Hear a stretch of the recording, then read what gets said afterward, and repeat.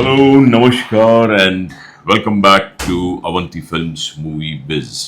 हम बहुत दिनों बाद आपके साथ फिर जुड़े हैं क्योंकि बड़ी फिल्में आ रही है। बीच में बॉलीवुड भी थोड़ा सा मुरझाया हुआ था, ठंडा पड़ गया था। हमने भी सोचा बातें तो हम करते ही दूसरे चैनल्स में हर जगह जी आते हाँ। ही हैं, मगर जब हम बात करें हमारे चैनल पे तो पुख्ता बात हो, कुछ सॉलिड बात हो। तो जी अभी दो बड़ी बड़ी फिल्में आ रही है जिसका नाम है सिंघम अगेन एंड भूल भुलैया 3, और दोनों बहुत ही कमाल की फिल्में हैं। बहुत शोर मचा हुआ है, थिएटर्स गर्म हो गए हैं, देयर इज अवेकनिंग अचानक।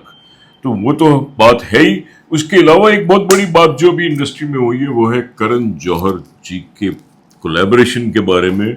सबने सुना है आदर पूनावाला जी जो वैक्सीन कोविड की बनाते थे, जिनकी वैक्सीन हम सब ने लगाई है। कोविड के दिनों में उनका बहुत बड़ा रोल था आदर पूनावाला जी का। वो अब करण जौहर जी के साथ कोलैबोरेट कर गए in Dharma productions and he has financed to the tune of about 1,000 crore and probably more. You never know what are the conditions.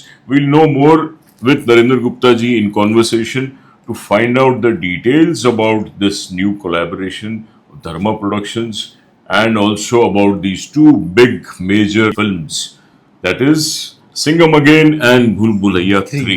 भूल भुलैया 3 डेफिनेटली फ्रेंचाइज वैल्यू की बहुत बड़ी फिल्म है।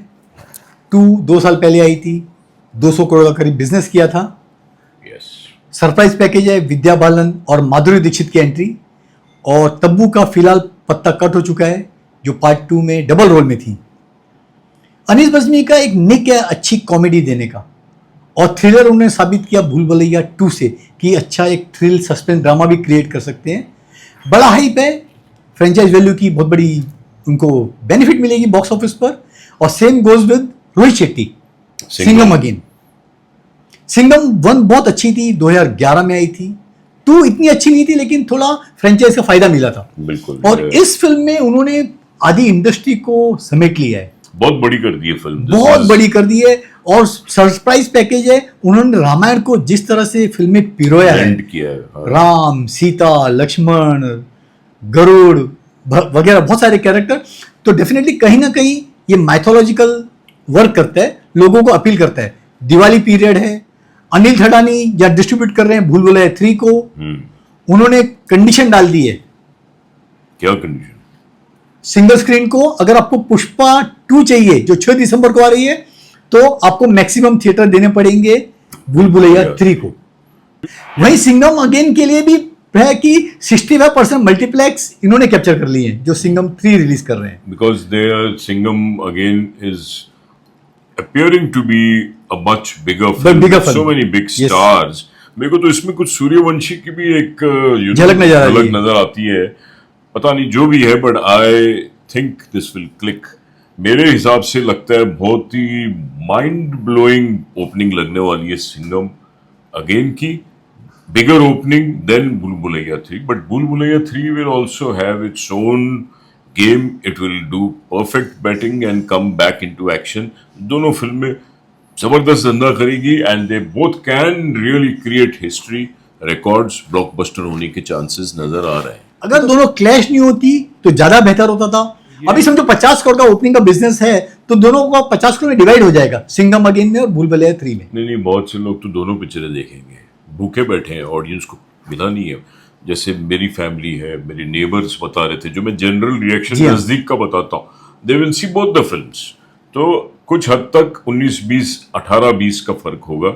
कुछ लोग बोलेंगे चलो थोड़ी देर के बाद देखते हैं, मगर देखने की इच्छा दोनों फिल्मों की है बनने में। और ये बॉलीवुड अचानक हर जगह बहुत इनसिक्योर होके सोचते हैं हिंदी फिल्म मेकर्स, दिवाली में ही आना है, ईद में ही आना है, फिर सीक्वल बनाना है, फायदा उठा लेना है, फिर गाने भी अपने चलो पुराने ले लो यार, नई क्रिएट हो रही है, नए गाने, पुराना हिट गाना उठा लो, ये सीक्वल गाना उठाना, दिवाली पकड़ना। Why are they so insecure यार? सर फेस्टिवल कोई गारंटी नहीं है कि फिल्म आपकी हिट हो जाएगी। इस इनसिक्योरिटी के माहौल में, box office insecured, Bollywood industry insecured, उसके अंदर आपको नहीं लगता है ये करण जौहर जी का साथ देना, कोलैबोरेट करना? How do you review this coming joining collaboration of Poonawalla ji with Karan Johar?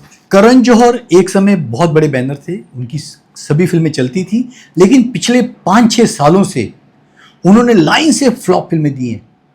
News चल रही थी कि रिलायंस खरीद रहा है, ऑलमोस्ट बोलते हैं फाइनल हो गए थे टर्म्स, लेकिन अचानक एक आज ब्रेकिंग न्यूज आ गई कि आधार पूनावाला ने 1000 करोड़ डाल दिए धर्मा प्रोडक्शन में। वैल्यूएशन किया है कंपनी का मात्र 2000 करोड़। तो 1000 करोड़ पूनावाले के लिए कोई बड़ी बात नहीं है। 1000 करोड़ बने जो 2 फिल्में भी नहीं बनेंगी बड़े बजट की, देखा जाए तो। अभी जो अपने पूनावाला हैं उनको बॉलीवुड का कोई तजुर्बा नहीं है, लेकिन कहते हैं ना कि जो बड़े बड़े कॉर्पोरेट होते हैं उनको एंटरटेनमेंट इंडस्ट्री चाहिए, चाहे वो मिस्टर अदानी हो, अंबानी हो या पूनावाला हो। तो इनको डेफिनेटली धर्मा ने 1000 करोड़ क्यों एक्सेप्ट किया, मेरी समझ के बाहर है। करण जौहर ने 50% स्टेक खुद के पास रखा है, 50% दिया है आधार पूनावाला को। कंपनी के सीईओ अपूर्वा कंटिन्यू करेंगे, करण जौहर मैनेजिंग डायरेक्टर रहेंगे, लेकिन क्या एक गारंटी है कि आधार पूनावाला का मेकिंग में कोई इंटरफेरेंस नहीं होगा?